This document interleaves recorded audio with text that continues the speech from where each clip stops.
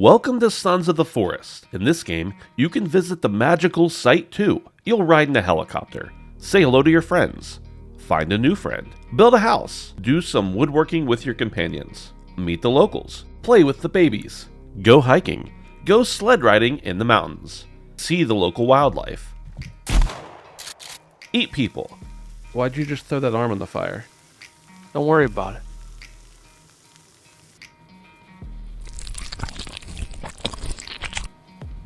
Find love. There's plenty to do in Sons of the Forest. In fact, you can do almost anything.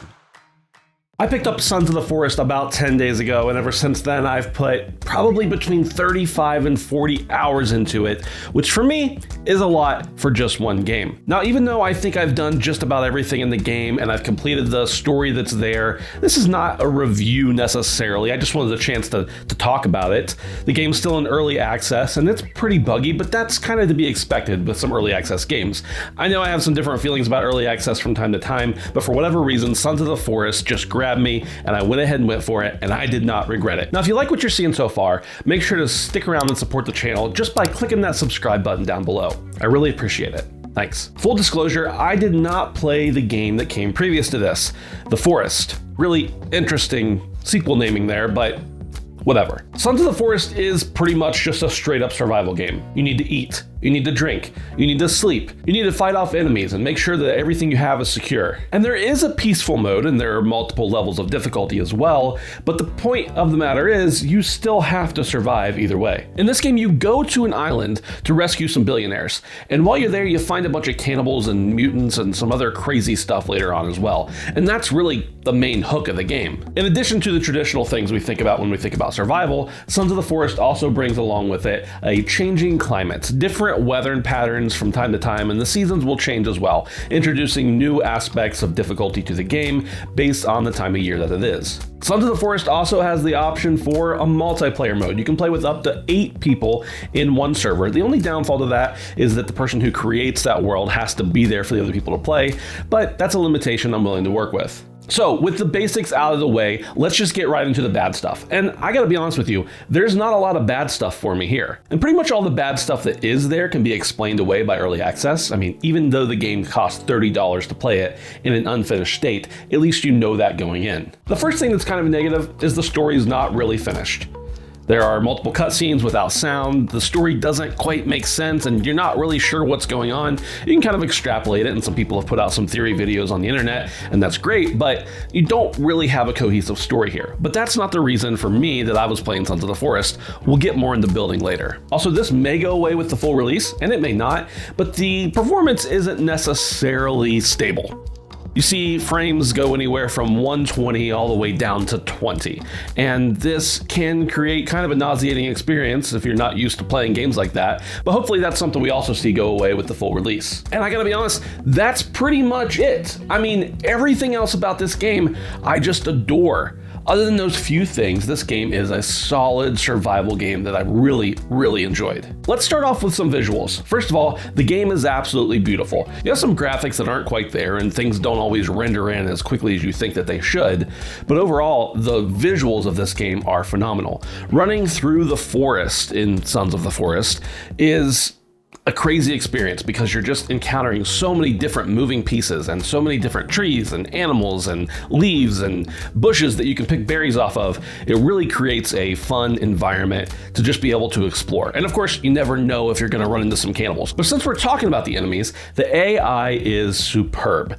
There are some times when you're not really sure what the enemies are doing and it's a little weird, but the way that the cannibals and the mutants will come up to you sometimes and kind of look at you and study what you're doing and just see what's going on before they decide to attack is really fascinating. And also the fact that they don't always need to fight you. Sometimes they'll just come up and watch you and then run away because they're scared of your axe or your weapon that you have in your hands. A lot of games, even AAA, highly quality produced games, the enemies are just enemies. They come at you and they do their job. In Sons of the Forest, you have a little bit more artificial intelligence working for you. In addition to all the other aspects of it being a survival game, there's also resource management. And in order for you to be able to survive, you need to make sure that you have the appropriate amount of resources gathered. This, of course, includes food, which you can collect from bushes, you can get some berries, you can go out and do some fishing and trap some things. You can go out and shoot a deer and harvest the meat.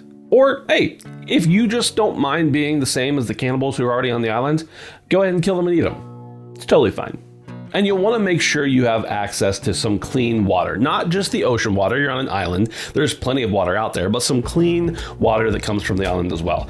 If you have food and water, you'll pretty much be okay throughout the entire game. But there are a ton of different kinds of supplies. Everything from the essentials like energy drinks and nutrition bars to cup of ramen and some MREs as well. You also can go around and find some different guns or make some arrows and a bow or a spear or some armor made out of the skin of your dead enemies. Whatever is your thing, you've got a place to store it all in your backpack. And the backpack space is gigantic. As a matter of fact, it's comically gigantic when you see the backpack on someone else and you realize that there is no possible way you could carry all this stuff. But again, it's a video game. We've got enough to worry about with eating and drinking. We don't also need to worry about where did all this stuff come from. And right there in your pack, you can also do your crafting. You can combine multiple different elements to create something that is useful to you, whether that be arrows like I mentioned before, or a different type of meal, or you need to open some cans of cat food that you found laying around. You can do all of that without having to go to a workbench or something like that, and just craft right in the system that it gives you. There's also a little wheel that tells you what ingredients you still need to be able to make a certain thing. And it gives you the options for all of the different things that you can craft as soon as you add one of the ingredients to the list. Now, this takes a minute, and it actually takes you entirely out of the world and you can't see anything around you. So what you can do is you can take your backpack and put some of the items that you use most frequently in it, and it enables you to be able to pull that backpack out, select an item out of it, and keep moving on your way. Sons of the Forest also brings us some companions, and these come in the way of Kelvin and Virginia. Kelvin is another individual who's with you on the helicopter when you crash, and he wakes up and is deaf due to the accident. You can command him to do certain things for you and ask him to bring you some wood or to go out and get you some fish.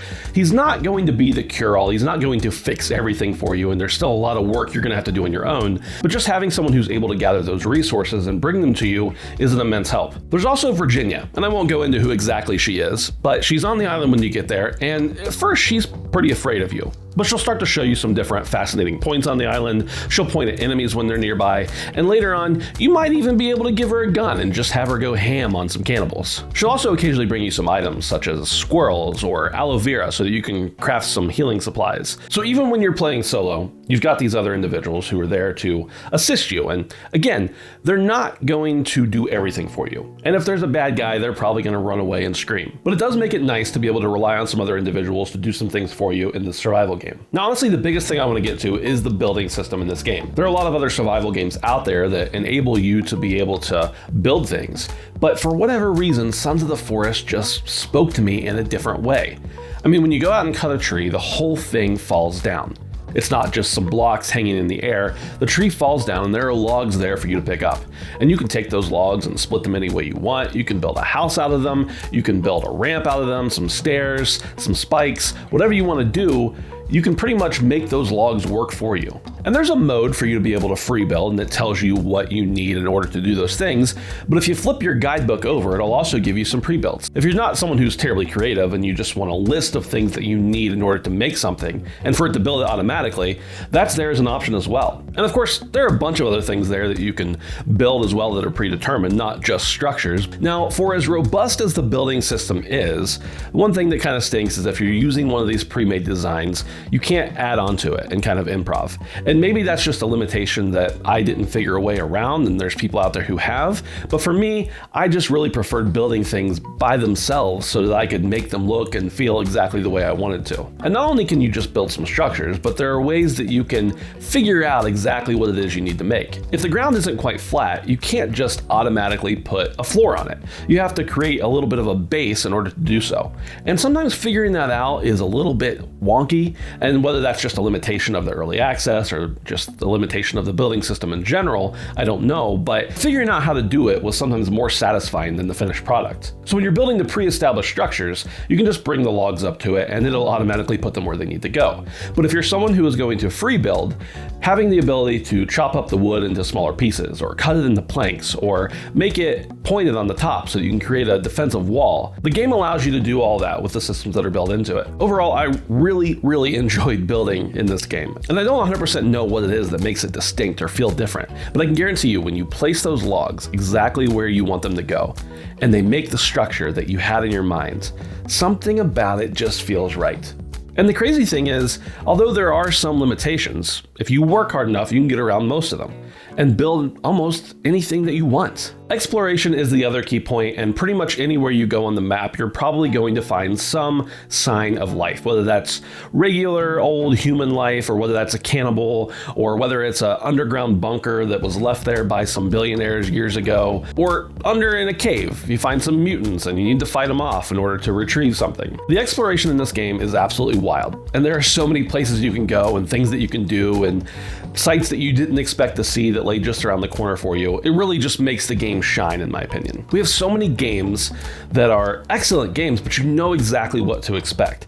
And with Sons of the Forest just being my first experience with this franchise and seeing so many things that I just wasn't expecting to witness, it really made the game feel special. I would thoroughly encourage anyone who is interested in survival or building to check out Sons of the Forest. It is in early access, and it is $30. So as long as you're familiar with those things and you're okay with it, then by all means, give the game a go. I'm not saying it'll be the best experience the game will ever be, but I am saying that right now, it's worth the money to me. Even though I've mentioned a few things in this video that I thoroughly enjoyed, there is still more out there to come. And I think I might do some more content on this game as well. If you'd be interested in seeing some more from someone who just experienced this franchise for the first time, let me know down in the comments and tell me exactly what you'd like to see. And if you're into spooky things, but not necessarily cannibals, maybe check out this video next. For now, don't forget to subscribe, and thanks for watching.